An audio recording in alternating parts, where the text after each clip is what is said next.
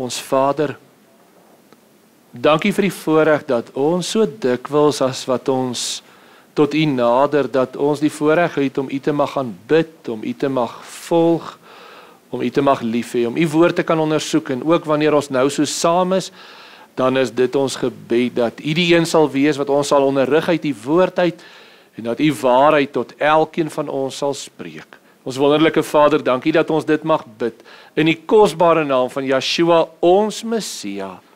Amen.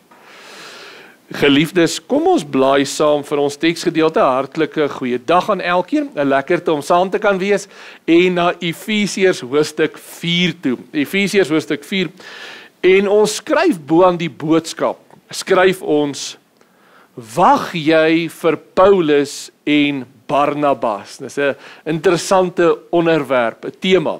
Wag jy vir Paulus en vir Barnabas? Goed, nou kom ons gaan na Efesiërs 4 toe, vers 1.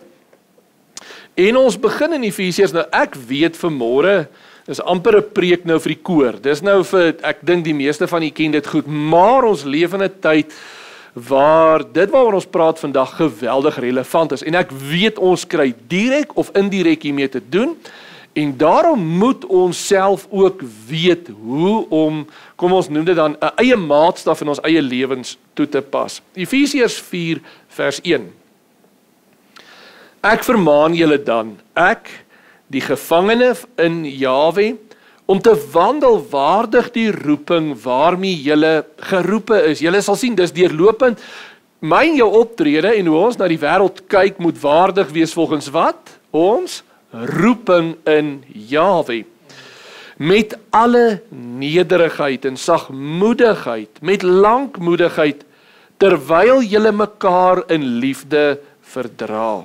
En ernstig strewe om die eenheid van die gees te bewaar deur die band van die vrede. Dit is een liggaam en een gees, soos julle ook geroep is in een hoop van julle roeping. Een Jahwe, een geloof, een doop. Een Elohim en Vader van ons almal, wat oor almal en deur almal en in julle almal is.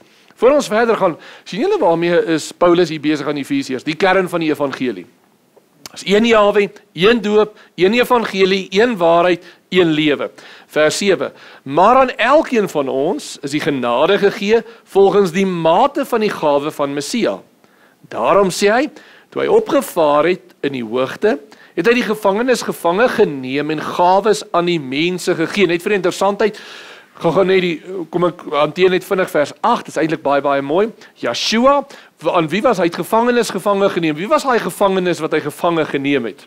Ek en jy. In wie se gevangenskap was ons? Die sonde en Satan se. En deur sy sterfte en opstanding het hy gevangenes gevange geneem. Hy het my en jou gevange geneem. Maar waarmee hy besig is 'n kern van die evangelie te stel. En hy begin by hierdie kern van die evangelie en dan sê hy, maar elkeen van ons is lede onderskeidelik met verskillende gawes binne hierdie een liggaam. Beteken dit dat hierdie liggaam 'n klomp verskillende opinies moet hê? Nee. Daar is een beginsel in die evangelie en onthou dit nou, vers 9.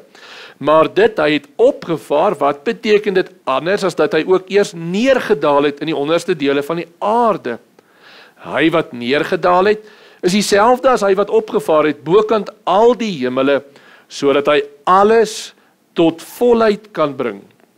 En hy het gegee, sommige as apostels, ander as profete, ander as evangeliste, ander as herders en leraars, om die heiliges toe te rus vir hulle dienswerk tot opbouing van die liggaam van Messia, totdat ons almal kom tot die eenheid van die geloof en van die kennis van die Seun van Elohim, tot 'n volwasse man, tot die mate van die volle grootte van Messia. Sodat ons nie meer kinders sou wees nie, wat soos golwe geslinger en heen en weer gedryf word deur elke wind van lering, deur die bedriegery van die mense, deur die sleeheid van listigheid tot dwaling te bring. Maar terwyl ons in liefde die waarheid betrag, in alles sou opgroei in hom wat die hoof is, naamlik Messia, uit wie die hele liggaam goed saamgevoeg en saamgebind deur die ondersteuning wat elke lid gee volgens die werking van elke afsonderlike deel in sy mate, die groei van die liggaam bevorder vir sy eie opbouing in liefde. Geliefdes, tot sover lees ons eers saam. So, die kernbeginsel wat Paulus hier dra, is dat ons is hier deel van 'n liggaam, maar daar is een leer, daar's een beginsel, een meester, een Yeshua, een geloof, een doop, een Vader, hierdie beginsels is een. En wat is die doel van die werk van Jahwe vir elkeen van ons? Sodat ons tot die volle gestalte van Yeshua kan kom. Stem almal saam, hy het vir ons so mooi gesê, totdat ons almal kom tot die eenheid van die geloof en van die kennis van die Seun van Elohim, tot 'n volwasse man, tot die volle grootte van Messia. Dis eintlik baie, baie mooi. Nou onthou dit, wanneer ons nou spesifiek in vers 13 kyk, wat is ons doel? Want dis waarvoor ons, onthou Romeine 8 vers 29, want die wat hy van tevore geken het, die het hy ook van tevore verordineer, om gelykvormig te wees aan die beeld van sy seun. En nou moet julle baie mooi volg, want dis die kern waarmee ons begin, en dan gaan ons 'n bietjie meer prakties kyk na ons lewe om ons. My en jou doel is om die volle grootte van Yeshua se lewe te word. Daardie voorbeeld uit te leef. Dis waarvoor ons verordineer is voor die grondlegging van die wêreld. Dis ons roeping vandag. So wat is vir my en vir jou die belangrikste daai? Voorbeeld van Yeshua. Onthou dit asseblief. Want die waarskuwing is in vers 14, sodat ons nie meer kinders sou wees nie, wat soos golwe geslinger en heen en weer gedryf word deur elke wind van leringe, deur die bedriegery van die mense, deur sleeheid en listigheid tot dwaling te bring. Is daar vandag baie dwalinge rondom ons? Geweldig baie. En daarin is die waarskuwing dat ons moet versigtig wees daarvoor. Want hierdie valse leringe waarvan Paulus praat, spesifiek in Efesiërs 4 waarteen hy baie waarsku, is tweeledig. Besonderlik in hulle tyd was daar die Griekse filosofe, daai vir Griekse filosofie van die mens en hoe die mens moet beredeneer en die wysheid van hierdie wêreld. En teenoor dit, in dieselfde gevaar, was die wettisisme van die Judeërs. En albei hierdie kante was dit waarmee Paulus dikwels te doen gehad het en waarteen hy waarsku. En daarom in 1 Korintiërs 4 vers 1 noem hy hierdie valse leringe wat op daardie stadium ook ingesluit het dat jy nie mag trou nie, want dis waarvan 1 Korintiërs 4 vers 1 besonderlik praat. Jy mag nie trou nie, jy mag nie in die huwelik uitgegee word nie en jy mag ook nie vleis eet nie. En wat noem Paulus dan hierdie valse leringe? Hy noem dit leringe van duiwels. Want valse leringe en dwalinge, in terme van die woord, ontstaan by duiwels. Dis daar waar dit vat kry, en daar waar dit groei, en dan is die waarskuwing dat ek en jy, bly gou saam daar na 1 Korinte 4 toe, dat ek en jy absoluut moet waak teen hierdie leringe van duiwels.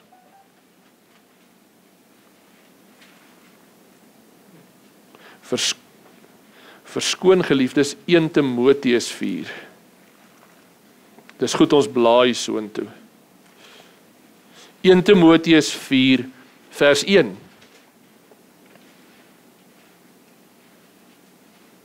Maar die Gees sê uitdruklik dat in die laaste tye sommige van die geloof afvallig sal word en die verleidende geeste en die leringe van duiwel sal aanhang. En dan beskryf hy dit verder om te sê jy mag nie trou nie, jy mag nie eet nie en sulke dinge wat aangaan. Hierdie konteks, nou wil ek gou vir julle vra, as ons dan nou lees, waar kom al hierdie valse leringe vandaan? Wat sê Paulus? Hy sê dit kom van duiwels af. Beteken dit dat almal wat dit glo, duiwels is of van duiwel besete is? Nee, hulle is net mislei. Kan dit wees dat baie dierbare kinders van Jahwe ook soms mislei word? Ja. Wanneer ons dinge beginne glo wat nie uit Jahwe is nie, en wat was nou weer ons maatstaf? Wat is die om te kom tot die volle grootte van Yeshua? Maar dit gebeur baie keer dat ons as gelowiges ook ons ore uitleen en met baie dinge besig beginne word wat nie in die woord van Jahwe is nie en oortuig word van die dwalinge van duiwels en ook daarmee besig is. Maar die opdrag aan ons as gelowiges is waak daarteen, sodat julle nie sal wees soos 'n skip wat deur die wind heen en weer geswaai word nie, gedryf word nie, sonder dat daar vastigheid in is nie. Daarom is ons opdrag, moenie hierdie leringe glo nie, en moenie soos 'n skip wees wat rondgedryf word nie, maar wees geanker in Yeshua. En dit klink dalk ligtelik, maar dit is baie belangrik. As jy regtig geanker is in Yeshua, dan word dit ook vir jou 'n maatstaf na buitentoe. Onthou dit asseblief. 2 Timoteus 2 vers 15 sê, lê jou daarop toe. Kom ons blaai saam so intoe terwyl ons daar is 2 Timoteus 2. 2 Timoteus 2 vers 15.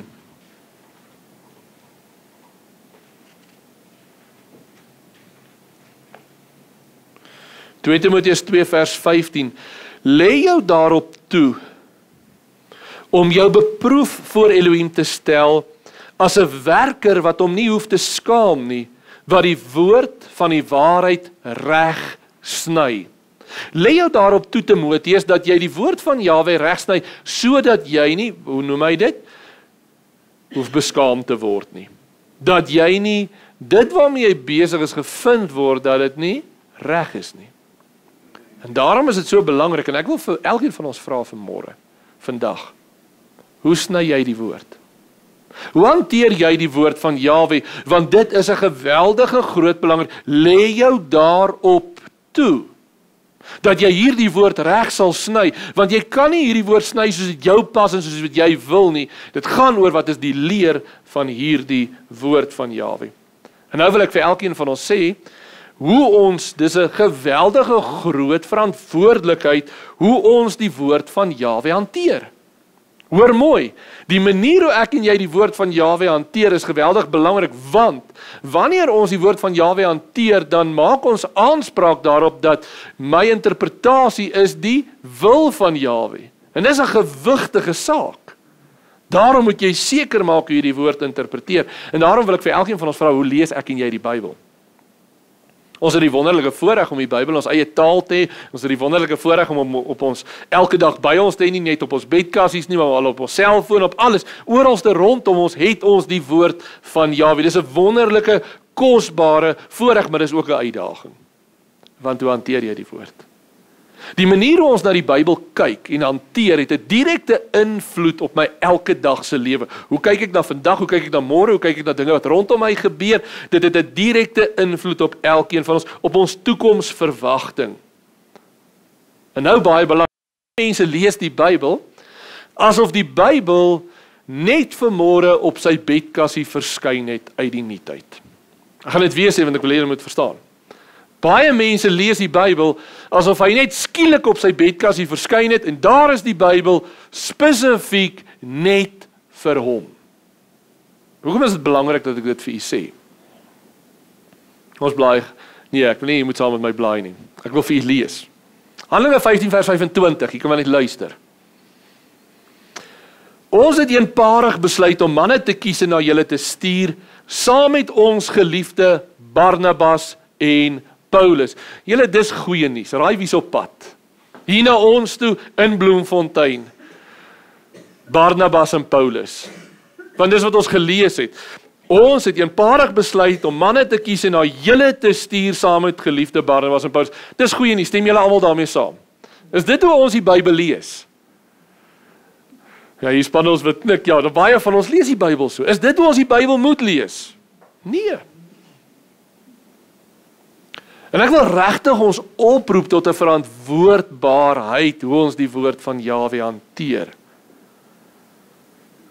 Dis so maklik om alles wat jy lees in die Bybel, elke profesie, elke belofte, elke woord te sê dis joune.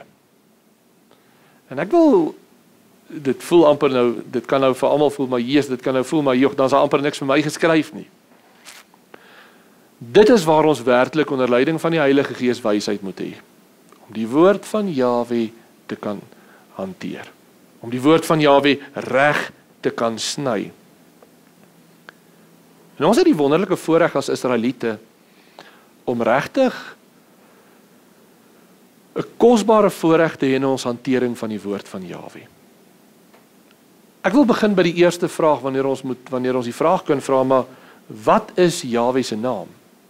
As ons dit vandag vir die wêreld moet vra, wat is Jahwe se naam, dan is die eerste reaksie in die wêreld wat sê, maar sy naam is Here.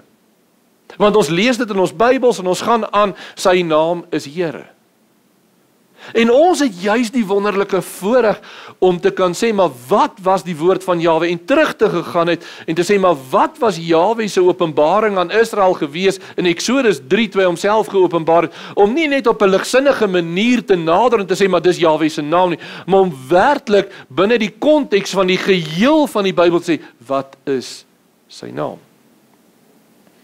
En dat hy in Eksodus 3 vers 15 vir ons gesê het, toe sê Elohim verder vir Moses, dit moet jy aan die kinders van Israel meedeel, Jahwe, die Elohim van julle vaders, die Elohim van Abraham, die Elohim van Isak, die Elohim van Jakob, het my na julle gestuur, dit is my naam, en dit is my gedenknaam, van geslag tot geslag. En dis nie 'n ligtelike saak nie, as Jahwe, die God van hemel en aarde, kom en hy openbaar sy naam, hoe is dit dan, dat so min mense dit werklik besef? Hoe is dit dan, dat so baie mense totaal in onkunde is hieroor, as dit vir ons baie duidelik so staan? En as ek dit dan vir u sê, dan wil ek vir u sê hoe gevaarlik algemene oorleweringe is. Hoe maklik is dit om deel te word van die algemene oorlewering en sê, maar vir die afgelope 2000 jaar al, of die afgelope, nou nie so lank nie, maar die afgelope, kom ons sê vanuit die Afrikaanse Bybel vertaal is die eerste keer in 33, ken ons hom in die Hoog-Hollands nog as den Here, en nou ken ons hom as die Here, en dis maar net hoe dit is. My oupa en oupa Groeik het almal hom so geken, so dis hoe dit is. Weet julle wat? Ons doen baie keer dieselfde. En daarom moet ons altyd regtig na die woord van Jahwe toe gaan, nie op 'n oppervlakkige manier nie, maar om te gaan sê, wat sê die woord van Jahwe? En nou wil ek so gou vinnig vir julle vra, soms so aan die begin, kan julle onthou, wat was ons eksegetiese raamwerk? So rukkie terug het ons gepraat oor eksegese, het ons gesê, hermeneutiek is die reëls waar ons die Bybel lees, en daar was 5 reëls, en ek weet nie, julle moet dit onthou, want ons gaan nou spesifiek gaan ek daarna verwys. Die eerste ene is konteks. As jy 'n teks lees, wat is die belangrikste? Konteks. Die tweede ene is die skrif interpreteer skrif. Skrif verklaar altyd skrif. Die derde punt is taal en sintaks. Die taal en sintaks, net vir interessantheid, as ons nou praat van taal, was dit 'n redelike leidende tot hierdie vraag, wat is Jahwe se naam? Dat as ons teruggaan na die Hebreëus toe, dan sien ons baie duidelik, Jahwe sê dit is sy naam en sy gedenknaam. Die vierde punt is die literêre genre, dit beteken prosa, poësie, verhaal, geskiedenis, en wie is die outeur? En die laaste punt, punt 5, is historiese konteks. Nou hierdie goed is baie, baie belangrik, ons kom nou terug daarna toe. So, wanneer ons dan nou dit evalueer en ons kyk na hierdie woorde en optredes, dan is dit belangrik dat ons elkeen van hulle sal hanteer binne sy konteks. Want die volgende vraag wat ek wil vra is, aan wie is die Bybel geskryf? Wat is die algemene antwoord vandag in die wêreld? Vir een en vir almal. En wat is dit wat ons in die woord van Jahwe kry? Want onthou, as ons nou juis praat van verantwoordbare hantering van die Bybel, dan kry ons vandag dat 'n groot deel van gelowiges amper die hele Ou Testament ignoreer. Vir groot hoeveelhede gelowiges is daar algemene verhaaltjies soos Dawid en so Samson en sulke verhale, en dan skielik is die res is net Nuwe Testament. En daarom getuig die meeste mense vandag dat die Bybel is vir een en vir almal geskryf. Eksodus 3 vers 14 sê baie duidelik, en Elohim sê vir Moses, ek is wat ek is, so sê hy, so moet jy die kinders van Israel antwoord. Eksodus 20 vers 22, toe sê Jahwe vir Moses, so moet jy met die kinders van Israel spreek.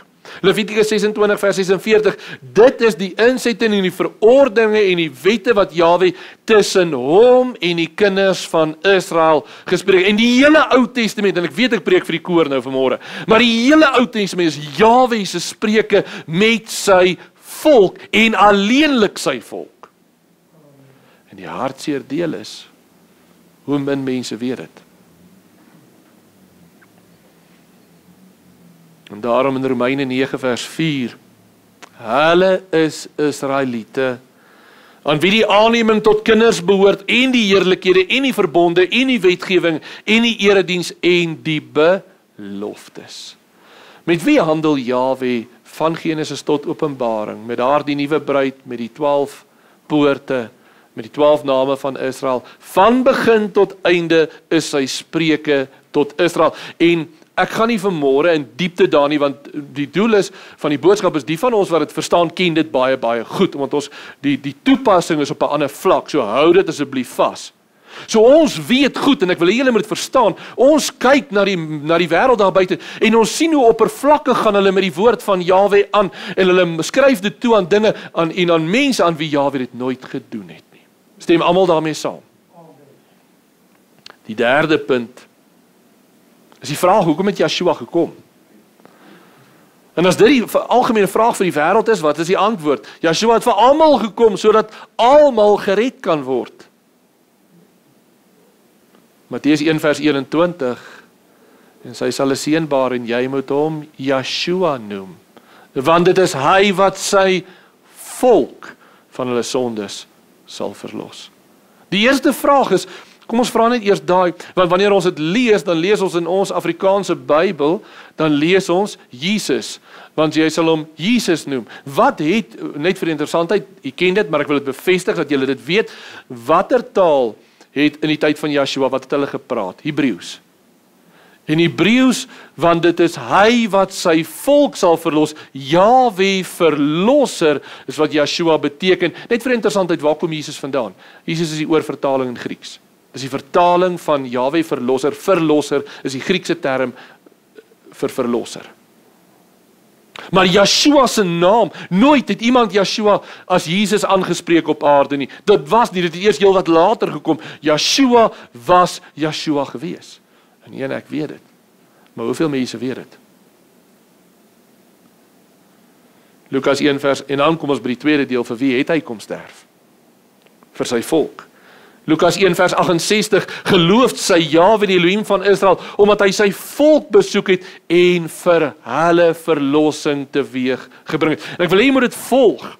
Wanneer ons nie gaan moeite doen in die Ou Testament gaan lees en die profeseë gaan lees en kyk wat sê die profetiese woord in Matteus 1 en Lukas 1 oor die geboorte van Yeshua nie, gaan ons dit mis. Dan is dit soos om draad te span sonder die hoekpale doen. Die Gert dit altyd vertel van jy span eers die hoekpale, plant jy en dan span jy die draad. Jy hanteer eers die profeseë oor 'n saak en dan die vervulling wat daar binne-in moet pas. Die pragtige woorde in terme van die geboorte van Johannes, Lukas 1 vers 76, en jy kindjie sal 'n profeet van die Allerhoogste genoem word, en jy sal voor die aangesig van Jahwe uitgaan, voor Yeshua uitgaan, om sy weë reg te maak, vers 77, om kennis van saligheid aan sy volk te gee, en in die vergifnis van hulle sondes. En hoekom hanteer ek hierdie? Dat u kan sien, maar daar's 'n sekere benadering tot die woord van Jahwe, waar daar verantwoordbaarheid moet wees, om die hele woord van Jahwe in sy geheelheid te kan hanteer. Jy kan nie net in die Nuwe Testament begin nie. Jy kan nie net begin met Johannes 3 vers 16 nie. Jy moet die woord in sy totaliteit hanteer. En onthou dit vir waarby ons nou gaan uitkom. Daai engel wat so aan die herders verskyn het, wat pragtig sê in Lukas 2 vers 10. En die engel sê vir hulle, moenie vrees nie, want kyk, ek bring vir julle 'n goeie tyding van groot blydskap, wat vir die hele volk sal wees. Julle, is dit nie mooi nie? Wat 'n kosbare profesie, hoe die engel en hoe Jahwe deur sy genade dit telkens aan ons bevestig. En dan, geliefdes, kom ons by die gedagte van almal wat sê, dis vandag 'n geestelike Israel. Dis nie meer Israel van ouds nie, dis nou 'n geestelike Israel. Nou daar's 'n deeltjie daarvan wat waarde het en ek gaan nou verwys daarna toe. Maar dit kom uit Romeine 9 vers 6 uit wat sê, maar ek sê dit nie asof die woord van Elohim en ek wil hê julle moet saamblaai so intoe. Romeine 9 asseblief.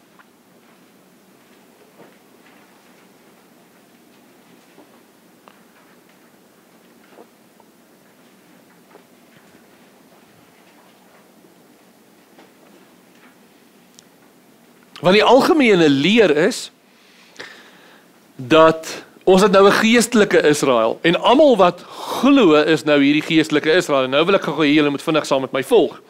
Hoofstuk 9 vers 6 van Romeine. Maar ek sê dit nie asof die woord van Elohim verval het nie, want hulle is nie almal Israel wat uit Israel is nie. Ek wil gou hê julle moet gou vir my kyk. As ons sê nie almal wat uit Israel is nie, nie almal van hulle is Israel nie, dan beteken dit is kleiner as Israel. Stem julle saam? So, hier is ons Israel, maar dis nie almal is Israel wat uit Israel is nie, daar's 'n kleiner deel wat Israel is almal by. Goed, volg nou saam met my, Romeine 9 vers 4.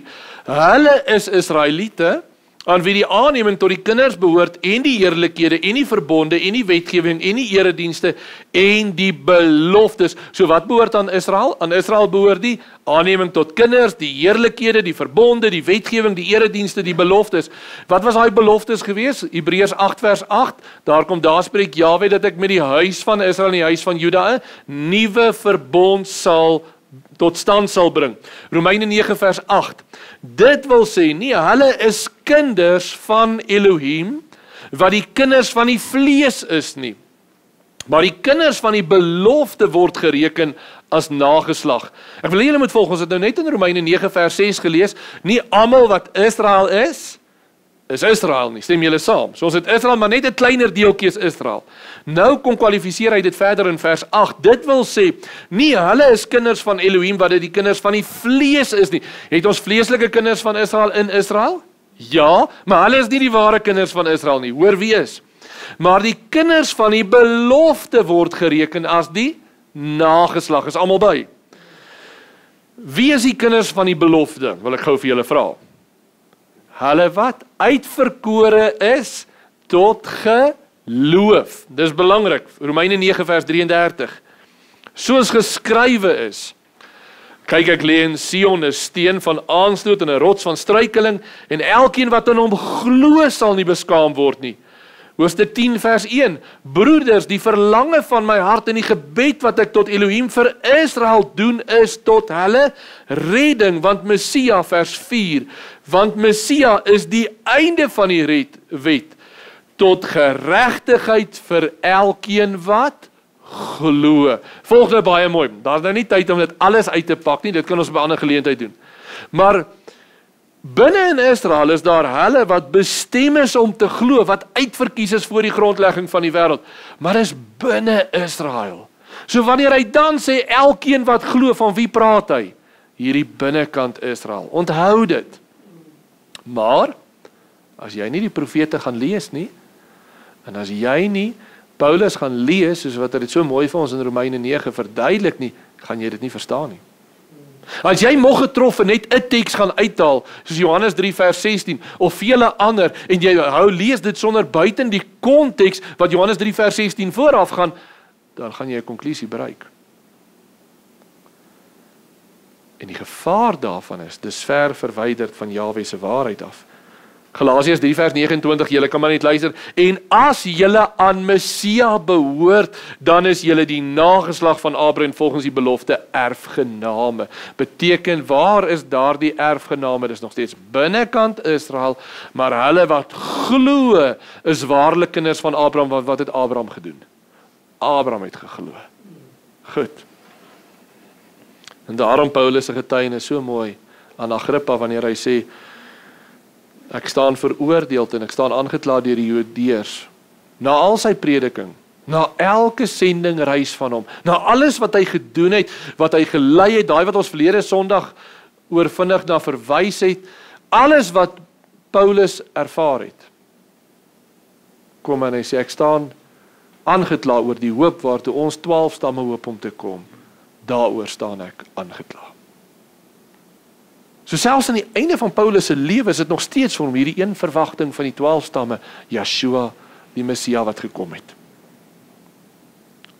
Wanneer jy egter die Bybel oppervlakkig lees, kom jy by vooropgestelde idees en kyk jy na die Bybel deur die bril van die wêreld.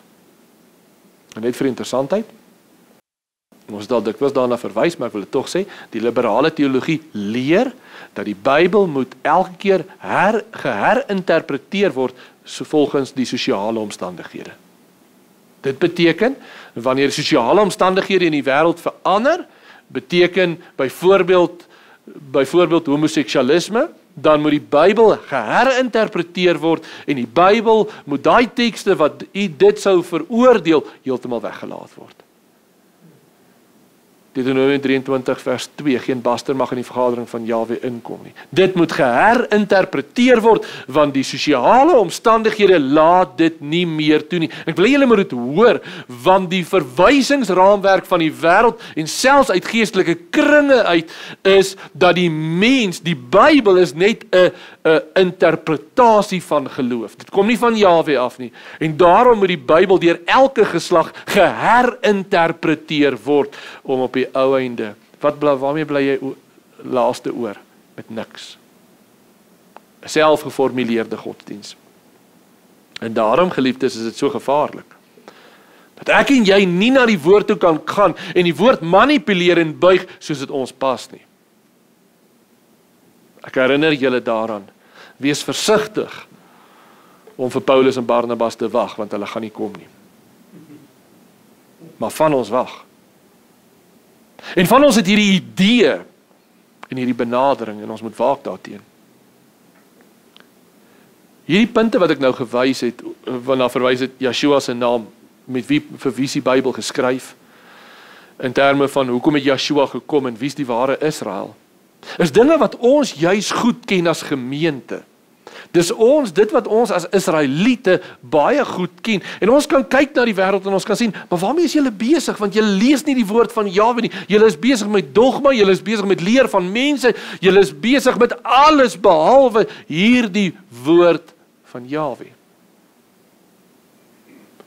Hoekom, geliefdes, is dit dan dat so baie van ons, wanneer dit kom by algemene sake, die woord van Jahwe ignoreer en na mense luister?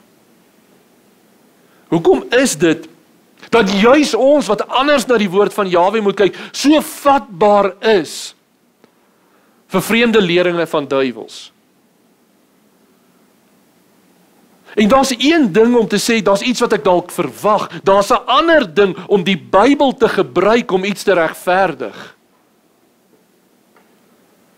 En nou wil ek sommer baie naby aan die stam sny, want dit raak almal van ons, of 'n groot deel van ons.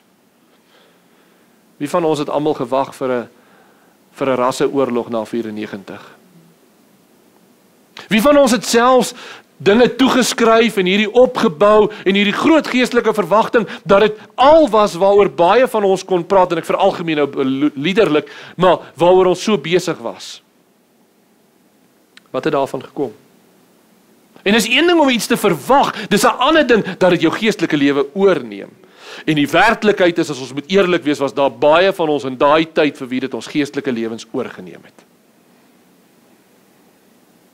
Die hele verwagte sterfte van Mandela, wat sogenaamd 7 dae in stasie sou lê, en dan die vlamme wat uitbreek, en 'n burgeroorlog en die emmer van bloed wat sou omval. Wees eerlik, hoeveel het dit geglo? Hoeveel het hulle lewens daarvolgens ingerig, en wat het daarvan geword? Elke staking, elke droogte, dan word daar gesê, ja, omsiener het gesê, al die karre staan op die hoogtes, daar's nie meer brandstof nie. Ja, dit gaan 'n bitterlike koue winter wees voordat al hierdie goeters gebeur. Hoeveel winters het sal deurgegaan wat mense dit na verwys het? Hoeveel keer wanneer daar 'n staking is by een of ander brandstof raffinaderry of wat ook al, dan is dit die eerste ding wat mense sê, waarmee is ons besig? In 2003 word die boodskap versprei, daar is 'n planeet met die naam van Nibiru wat op pad is om Afrika om die wêreld te tref. Ek weet nie wie van julle kan onthou nie. Min wetende. Maar ons moet nie te bekommerd wees nie, want ons het daarom nou die Drakensberge wat ons redelik beskerm teen so iets.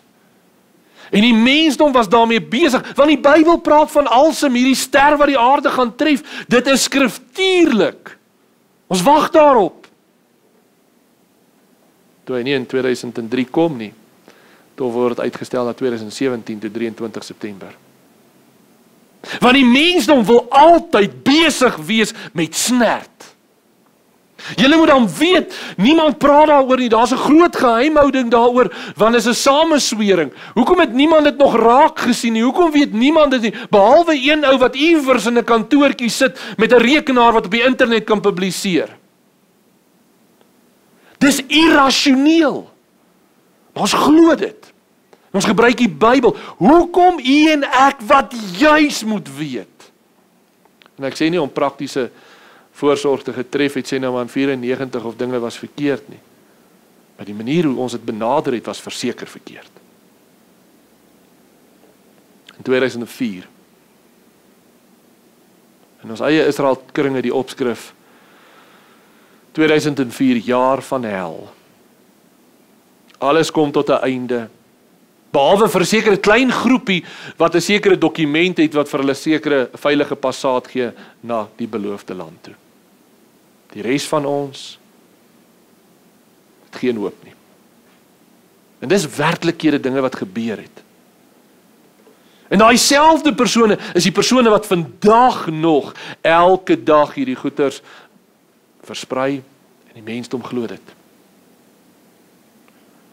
In 2010 kan julle onthou sou die wederkoms geplaas gevind het. Hoe baie ouens het hulle eiendomme verkoop aan die einde is hierso. Kom ons spring na ons eie tyd toe. Skielik kom daar iets soos 5G uit en die volgende oomblik is dit die oorsaak van coronavirus. En dit word op elke boodskapie gestuur en ons kry boodskappe van daar waar daai torings opgaan waar al die voëls skielik doodgaan en al die bome sterf. En skielik 3 maande later is dit nie meer so nie.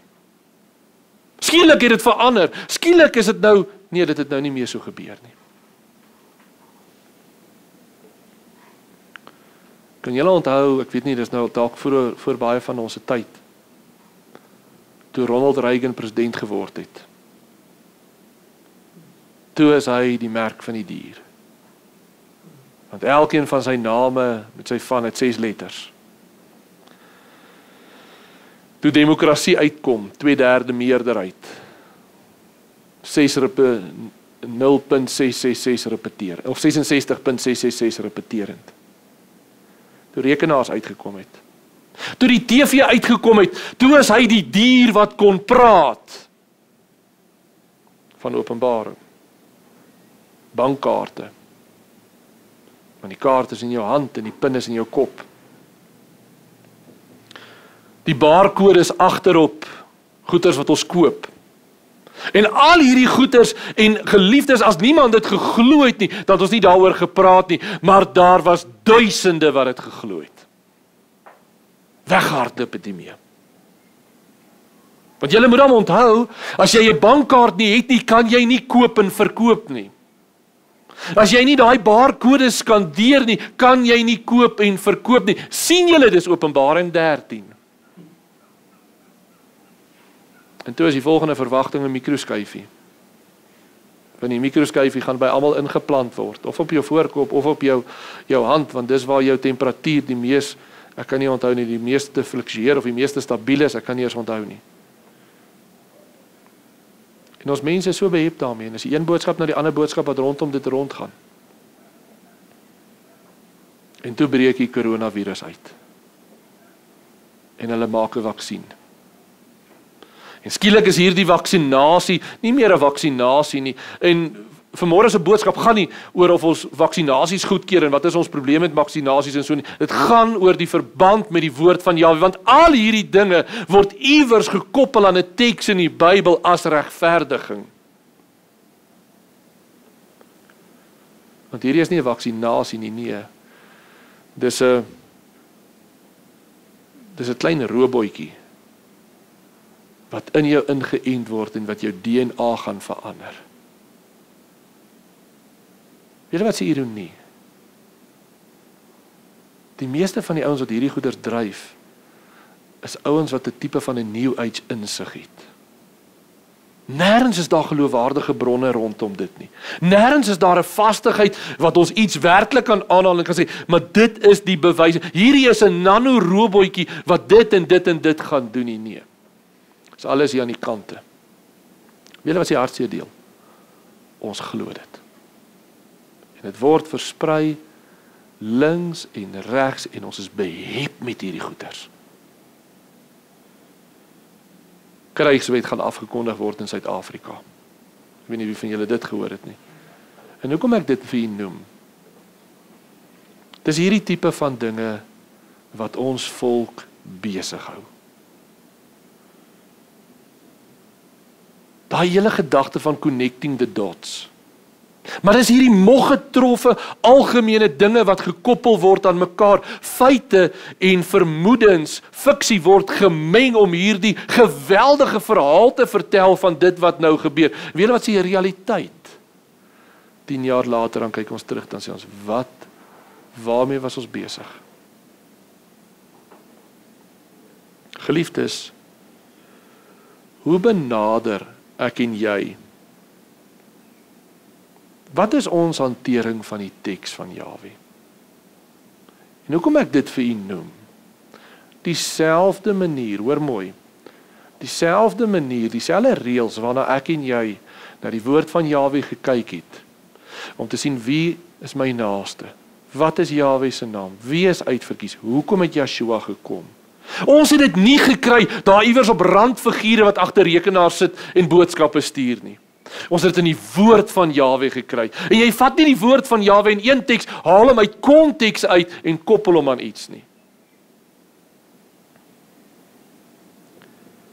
Geliefdes, elke ou wat iets gaan betoog, gaan 'n teks hê. Maar voordat ek en jy 'n teks hanteer, voordat ek en jy Openbaring 13 hanteer, en voordat jy luister na iemand wat dit interpreteer, vra vir hom eerstens, vir wie is Openbaring geskryf? Want ek gaan vir jou verseker, hy wag nog vir Barnabas en Paulus.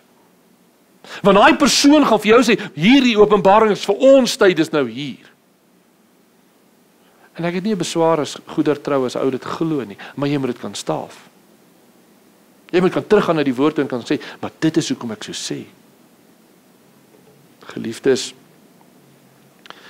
daar is 'n geweldige tekort aan die verstaan van die profeseë van Jahwe. En ek sluit nou Jesaja, Jeremia, Jesegiel, Daniël, almal in. En dit maak dat daar hierdie roekelose koneksies gemaak kan word. Hierdie roekelose aansprake gemaak kan word op die profeseë. En ek wil daarom na ons kyk, want ons moet altyd na onsself kyk. Het is altyd goed om te sê iets is verkeerd, maar hoe doen ons dit self? En ek wil daarom 'n beroep doen op elkeen van ons, vir ons as gemeente ook, en daar waar ons na buite gaan, want onthou net, dis dierbare goedertrou mense, daar's niks fout nie. 'n groot deel, en dan selfs van ons ook. Maar my en jou werk, is om met verantwoordbaarheid in die woord om te gaan. As jy 'n profesie hoor, 'n interpretering, wat is my en jou werk?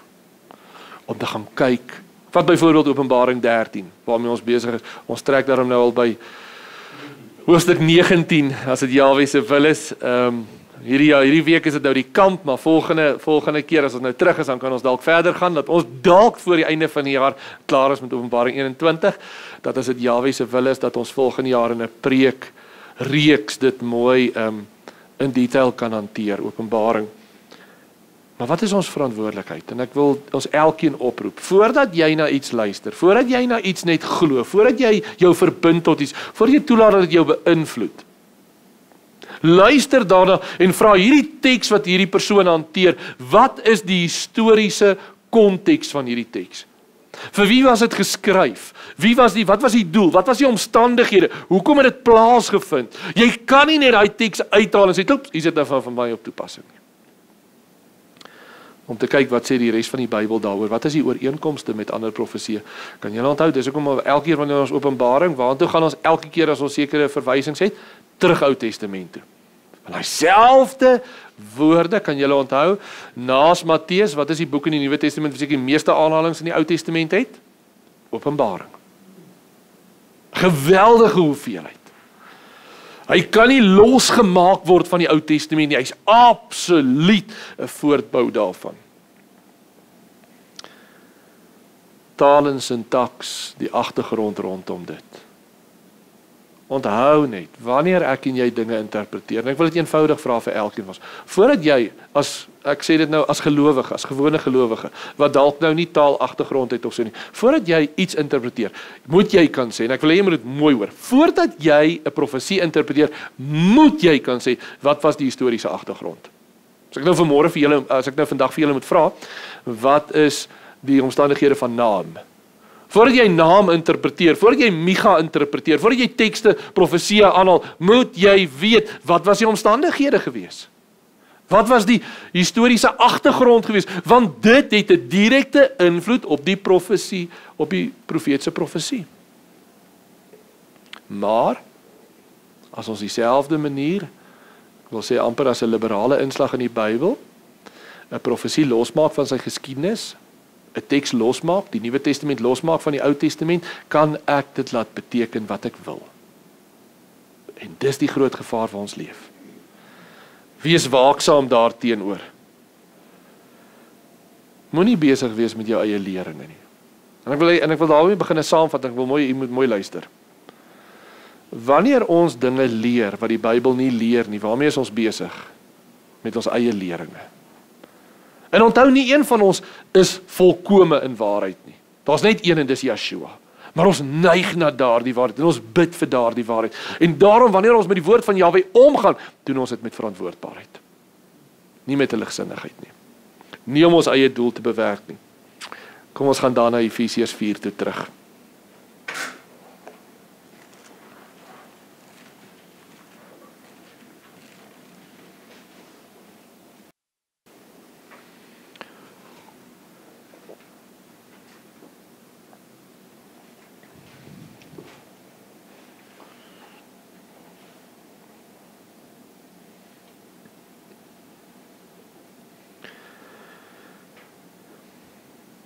Baie keer sê mense, ja, maar ons kan nie net Bybel lees nie, ons moet weet wat rondom ons aangaan. En ja, ten dele is dit heeltemal waar.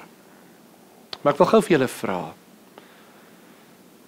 wat sou jy armer gewees het in hierdie afgelope 20 jaar, kom ons sê 25 jaar, van 94 af, want dis hierdie periode wat ek nou al daai voorbeelde gebruik het van mistastings. Wat sou jy armer gewees as jy net op Yeshua gefokus het?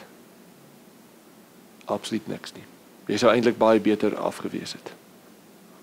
Want die grootste deel van daai goed het net 'n geraas. En onthou dit vanmôre en oormôre. Want ons opdrag, vers 13 van Efesiërs 4.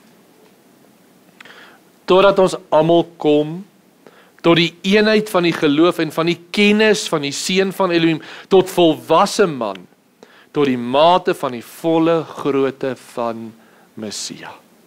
Geliefdes, as daar iets is wat Vader Jahwe ons regtig van wil oortuig, sal dit wees deur sy Gees, en dit sal absolute getuienis wees vir elkeen van ons, en die ouderlinge, en almal van ons sal gemaklik daarmee wees. En as dit nie is nie, bly weg daarvan. Bly by Yeshua self. Bly by dit wat hy ons geleer het, vers 14, sodat ons nie meer kinders sou wees nie, wat soos golwe geslinger en heen en weer gedryf word, deur elke wind van leringe, deur bedriegery van die mense, deur sleeheid en listigheid tot dwaling te bring. En ek wil daarmee afsluit vandag, en ek wil sê, wanneer dit enigsins 'n vorm van 'n regse, ek wil amper sê, gesinde boodskap is, dan so baie van ons so maklik vatbaar daarvoor. Wanneer ons net sê, maar die hoofmedia gaan nie daaroor berig nie, dis 'n geheim. Ek wil net gou vir julle vra, hoeveel keer het julle al berigte gekry nou in hierdie afgelope tye, wanneer daar onluste was, wat jy berigte op jou selfoon gekry het oor daai onluste? Hoeveel van daai goed was eenvoudig net nonsens? Amper 'n 3/4. Dan is dit mense wat self daai boodskap stuur, want hy doen dit van sy klein begrip iewers, en dan is dit nonsens. Ek weet nie of julle dit kan onthou nie. 'n rukkie terug was daar in Lichtenburg daai betogings gewees. En die boodskap kom deur dat die polisie se ammunisie is op. Kan julle dit onthou? En hulle gaan nou onttrek. En ons moet asseblief bid vir die mense wat daar is. En so toe ek die boodskap kry, toe bel ek vir broer Johan en ek vra vir hom, hoorie so, nee, wat gaan aan daar? Hy sê nee, hy staan nie by die polisie. Ek moet by sê, ja, dis besig om Kentucky te eet. Niks is fout nie.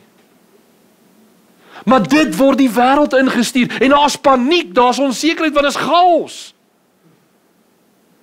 Julle, daar's iewers waar ons regtig moet sê, waarmee hou ons besig?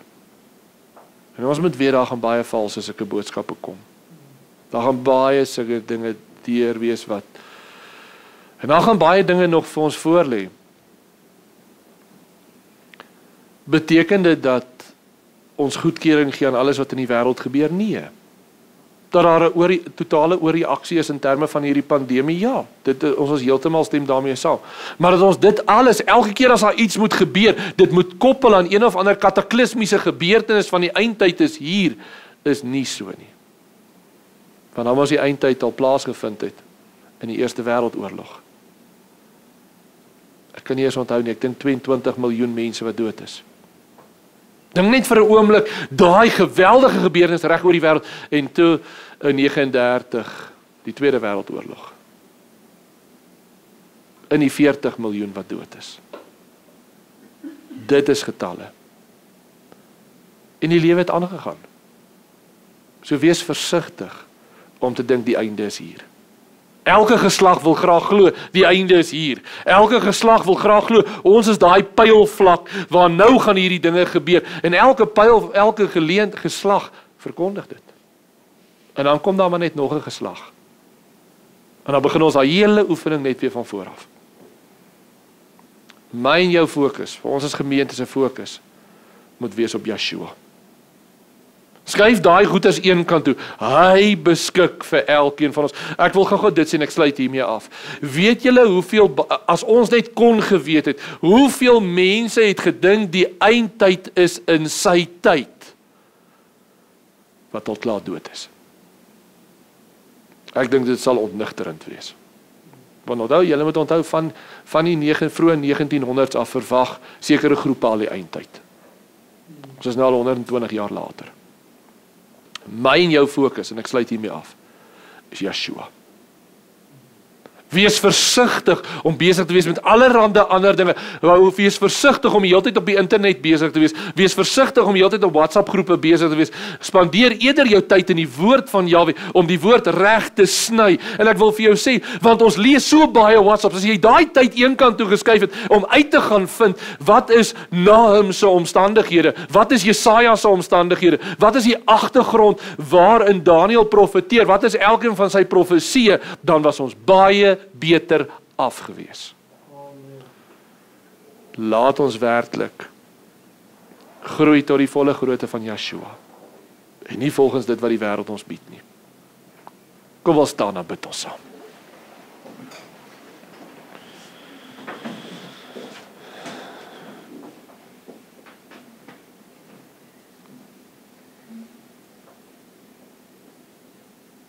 Ons wonderlike Vader. Vader Jahwe, ons moet werklik ook erken dat so dikwels word ons aandag afgelei. So dikwels kan ons met baie dinge besig word. Maar ons wil werklik vra, help ons dat ons oog onverdeeld op U sal rig. Want U is die een wat beskik, U is die een wat voorsien, U is die een wat wysheid gee.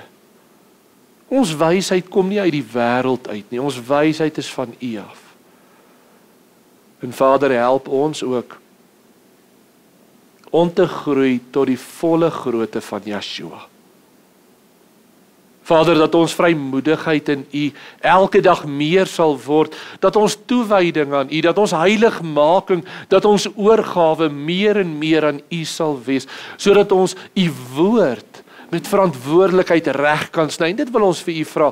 Vader Jahwe, gee vir ons werklik daardie gawe om U woord reg te kan hanteer, om dit te interpreteer volgens wat ons wil, of hoe die wêreld wil, of hoe ons omstandighede lyk nie, maar dat ons werklik U woord sal sny, soos U dit aan ons bedoel het. Dankie dat ons dit mag vra. In die wonderlike naam van Yeshua, ons Messia. Amen. Terwyl ons net so staan,